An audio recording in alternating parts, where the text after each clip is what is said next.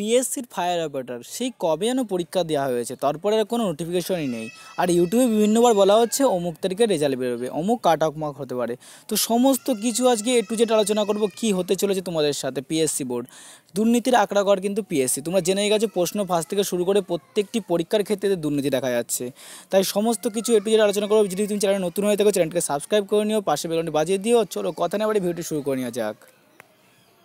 প্রথম থেকে শেষ অবধি জুড়ে থাকার জন্য সকলকে অনুরোধ করবো, আর তাহলে সহজেই সমস্ত কিছু বুঝে যেতে পারবে কবে কি পরীক্ষা হয়েছিল। আমরা ভুলেই গেছি কবে পরীক্ষা হয়েছিল।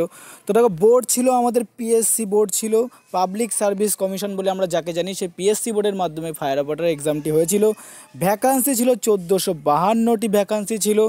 এক্সাম ডেট ছিল 15ই সেপ্টেম্বর 2018, অর্থাৎ 7 মাস কম করে হয়ে গেছে এক্সাম দেওয়ার পরেও। এতদিন হয়তো মাঠ হয়ে চাকরি হয়ে যায়, যাদের চাকরিটা হয়ে যাওয়ার কথা ছিল, সে যে দুর্নীতি করে পাক বা পড়ে পাক, যে করে হোক 7টা মাস হয়ে গেছে। এতদিন হয়তো তারা সে প্যালারিও পেয়াসও হয়ে যেত। তাই 7 মাস তারা এখনও ওয়েট করে পড়ে আছে, তাও কবে বেরোবে ঠিক নেই। তারপর সে যাক ভ্যাকান্সি কাস্ট ওয়াইজ। জেনারেলের ক্ষেত্রে ভ্যাকান্সি ছিল 707টি, ওবিসির ক্ষেত্রে ওবিসি এর ক্ষেত্রে ছিল 157টি, ওবিসির বির ক্ষেত্রে ছিল 74টি, এসসির ক্ষেত্রে ছিল 309টি, এসটির ক্ষেত্রে ছিল 93টি। এছাড়াও দেখো এক্স সার্ভিসম্যানের ক্ষেত্রে রাখা হয়েছিল 80টি, স্পোর্টস কোটায় রাখা হয়েছিল 24টি। এই ছিল মোট 1452টি ভ্যাকান্সির হিসাব। তো এরপর দেখো টোটাল ক্যান্ডিডেট কমপক্ষে পরীক্ষা দিয়েছিল 1.5 লক্ষ প্রায় পরীক্ষা দিয়েছিল, অন্যান্য পরীক্ষার থেকে যথেষ্ট কম।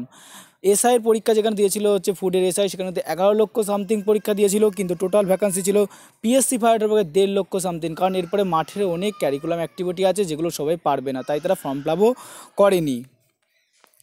এরপর আসা যাক কাট অফ মার্কের দিকে। যদি কাট অফ মার্কের দিকে তাকানো হয়, আমরা ভুলেই গেছিলাম কতই পরীক্ষা দিয়েছিলাম কী বৃত্তান্ত।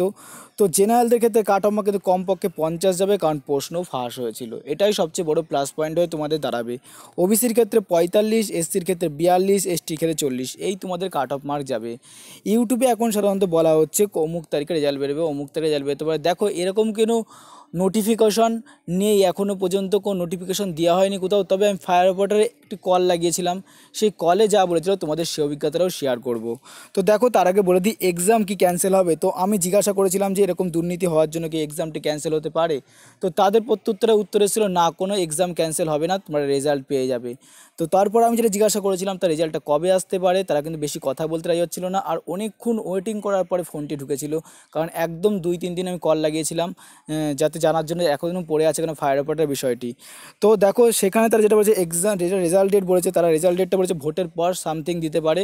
তো ভোট আমার শেষ হচ্ছে জানুয়ারি, ফেব্রুয়ারি, মার্চ, এপ্রিল, মের দিকে, মের 19 তারিখ সামথিং মনে হয় শেষ হচ্ছে। তো জানুয়ারি, মার্চ, জুনে, তোমাদের জুনের দিকে কিন্তু রেজাল্টটা আউট হতে পারে, হয়তো প্রথম সপ্তাহ অথবা মে লাস্টের দিকে। ওরা বলেছে ভোটের পরে রেজাল্টে এবার আউট করে দেওয়াই হবে। তাই যারা এখনও ভাবছো যে আবার এক্সাম হতে পারে, বাতিল হতে পারে, আমি বলবো পিএসসির এসআইয়ের এক্সামটা বাতিল হতে পারে, কিন্তু পিএসসির ফায়ার অপারেটরের এক্সামটি বাতিল হবে না। তাই তোমরা মাঠে যারা ভালো এক্সাম দিয়েছিলে বা যে করে হোক এক্সাম দিয়েছিলে, তারা ভালো করে মাঠে প্র্যাকটিস শুরু করে দাও, কারণ আর হাতে বেশি সময় নেই। জানুয়ারি, মে অথবা মে লাস্টে অথবা জুনের প্রথমে তোমার রেজাল্ট বেরোবে, তাদের কথা অনুসারে আমি সেটা তোমাদের বললাম, কিন্তু কোনো এখন নোটিফিকেশন দেওয়া হয়নি। তারপর বলছি ভিডিওটি ফ্রেন্ডদের কাছে শেয়ার করে দিও যারা ফায়ার অপারেটর এক্সাম দিয়েছে। ভিডিওটি কেমন লাগলো অবশ্যই কমেন্ট বক্সে কমেন্ট করে বলো। আর যারা চাকরির পরীক্ষার জন্য মেটেরিয়াল খুঁজছো কী কী পড়লে ভালো হয়, তার ডেসক্রিপশন লিঙ্ক থাকবে, প্রত্যেকটি বই বাই করে নিতে পারো, খুব হেল্পফুল হবে তোমাদের সামনের এক্সামগুলোর জন্য। জয় হিন্দ, বন্দে মাতরম, টেক কেয়ার, নতুন টিউটোরিয়াল তোমার সাথে আবার দেখা হবে।